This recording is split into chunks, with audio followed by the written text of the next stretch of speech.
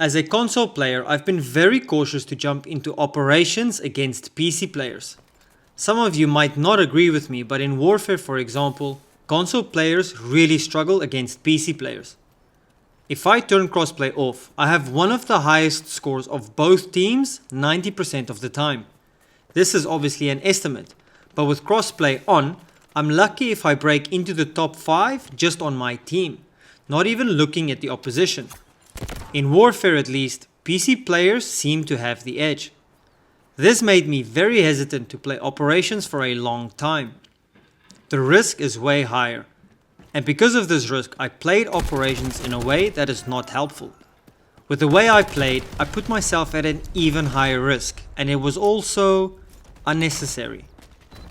But I saw something in Operations that gave me hope as a console player. I looked at the leadership board and what do you know? A person on a PS5 was in the top 3 of rankings. That is very impressive. If he or she can be that good, I don't have to be completely helpless or even afraid to go against PC players. And neither do you. And so, I put on my big boy pants, turned crossplay on and jumped into Zero Damn Easy, where I quickly learned just how wrong I was playing Operations all along. Join me as I share it all in this video. Going into Operations with crossplay on, I am forced to really focus on the way I play because I don't want to die. After playing for 2 days, I already learned so much and noticed just how wrong I was playing it all along. I started doing things differently and all of a sudden, I saw some success and gained a bit of confidence. The first thing I did differently this time is I didn't go in as a solo. I felt like I needed backup and support, so I selected squadville. The surprising thing was that my squad were just bots. There are some positives and negatives going in with a bot squad. The positive is they start shooting at the enemy, which helps to alert you of danger nearby. During my first few games, I couldn't even spot nearby operators, so the bots helped a lot. The negative is they literally shoot at anything, meaning stealth isn't really an option. But I took the good with the bad and kept pushing forward. The times I played with crossplay off, the game was littered with bot operators. I don't know why, but you rarely come across real players. With crossplay on, I thought it would be completely different, but it wasn't, which also came as a huge surprise. So if you are new or you haven't played in a few months like me, go into Zero Damn Easy with a squad. They give you the needed backup for you to get used to the gunfights and the visuals. And if you do end up dying, they could potentially revive you. I used to be convinced that going in with ticket gear is a much better option. I thought it has a much lower risk than using your own gear. In one sense it is, but it's not that simple. If you die and fail, at least you don't lose any valuable gear from your stash or lose the money you spent on it. In that way, it is low risk. But going in with low value gear actually increases your risk of dying. If that real player does show up, you are in deep trouble. Unless you catch them by complete surprise, you don't stand a chance of survival. So to give yourself a chance, you will have to take the risk and go in with your own gear eventually. My advice to you on this would be the following. Use cheap ticket gear for the first 3 to 5 games. Go in with squad full and stay on Zero Damn Easy mode. Don't rush towards gunfights. Try to get the angle on enemies instead. This will give you time to adapt to the visuals, learn hidden spots, and settle down your nerves. Focus instead of completing objectives and cracking safes where the enemy isn't. Don't go out seeking gunfights. Once your nerves are settled and you've gotten to know the map better, it's time to select your own gear. Now, I am not claiming to be an expert in any way. What I am doing is sharing my experience so far and what I've learned. On any easy mode, there are limits to the quality of gear and ammo you can bring in.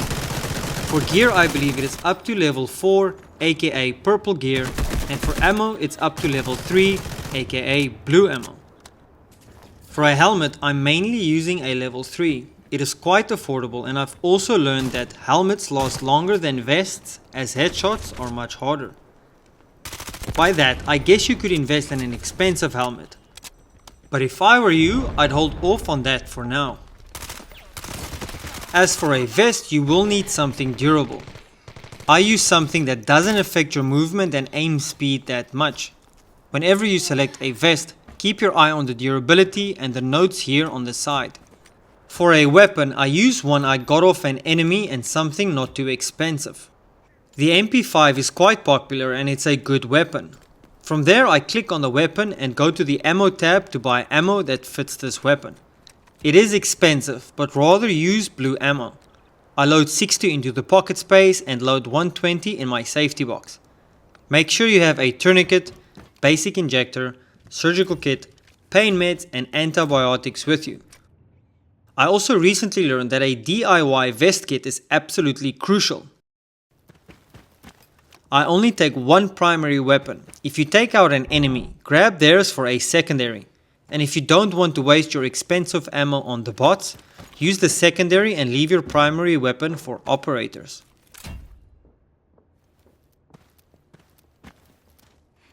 In terms of my gameplay, I was making a huge mistake and it cost me quite a lot.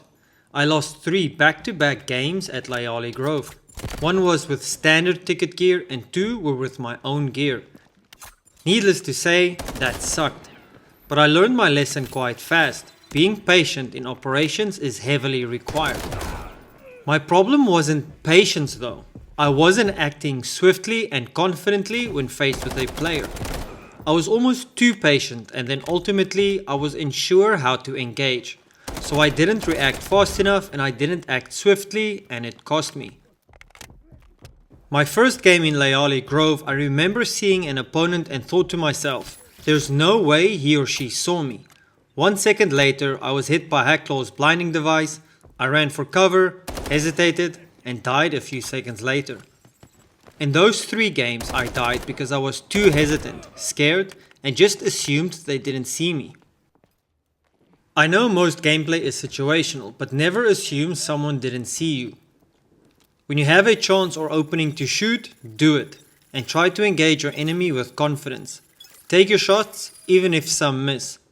Some damage is better than no damage. You might even win the gunfight immediately. But if you hesitate and you're unsure of yourself, you definitely won't survive. How do you become confident? With practice and repetition. Use Zero Damn Easy with a squad to get used to this kind of play. For me at least, it's way more stressful than Warfare. Another way is to actually practice your shooting and aiming, using Warfare as a tool to help with that. The settings for Warfare carries over pretty closely to Operations as far as I can tell. I took this quote from one of the best bodybuilding coaches in the world. He used to tell his athletes, don't be in a hurry to get your butt kicked. It means take your time, be more prepared before competing against people who have done it for a long time. I want to apply the same to Operations. I know that sometimes in Zero Damn Easy, you play half an hour just to get 300k worth of loot. I get it, I also want to leave with 1 million or more. But you need to get the reps in before chasing higher loot. My advice is stay on easy mode as long as you can. Sometimes you will get proper loot. On my second or third game, I left with over 1 million worth of loot. It can happen. Also, don't be in a rush to chase gunfights and eliminate squads. I also found a fuel cell and some fancy military drone in Zero Damn Easy. Sometimes you will just get lucky like that. As you play, you will become more confident with your skills. You learn the map better, you get to plan routes better, and much more. Initially, I thought the step after Zero Damn Easy would be solo on Layali Grove, but I'm not so sure yet. I've come across some seriously sweaty players. 1 second, I spot an enemy, and the next, I'm killed by headshots only. And this happened a few times, even after I stopped assuming things. They just come straight at me. I don't even have time to use abilities. I've also gotten red loot from Layali Grove and extracted successfully. So there is an upside to it. But I think Layali Grove, even on easy, gives you a proper taste of what normal will be like. So I'm not convinced if this is the next step. I've looked back at my gameplay on both of these locations, and if I'm honest with myself, I actually suck pretty bad. I think I overestimated my skills based on my performance in Warfare. If there's one thing I definitely learned is that be prepared to start from scratch when you play Operations. I'm definitely not ready for normal mode. I only recently decoded a Mandel brick for the first time in Leali Grove. At least I know how to do that now. There's loads I still need to learn, and I have to remain patient to the process. This sounds like such a silly mistake, but guess what? I still made it.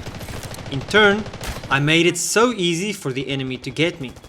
When you enter an area to complete objectives or open safes, make sure the area is cleared first. This doesn't mean you have to take out all the bots, they are avoidable if you want to remain stealth. Pay attention to noises like footsteps, armor repairs and things like that. Also check visually if an enemy isn't hiding behind a window, roof or some hidden place. Once in Leali Grove, I went straight for a Mandel brick and practically committed suicide. I made it so easy for the enemy. Take your time, especially in well contested areas, like the administration office in Zero Dam. This is where you need patience and a game plan. Using recon operators can help you scope out an area before entering. I'm used to Hacklaw, but I've tried Luna a few times. I think all three recon operators are good.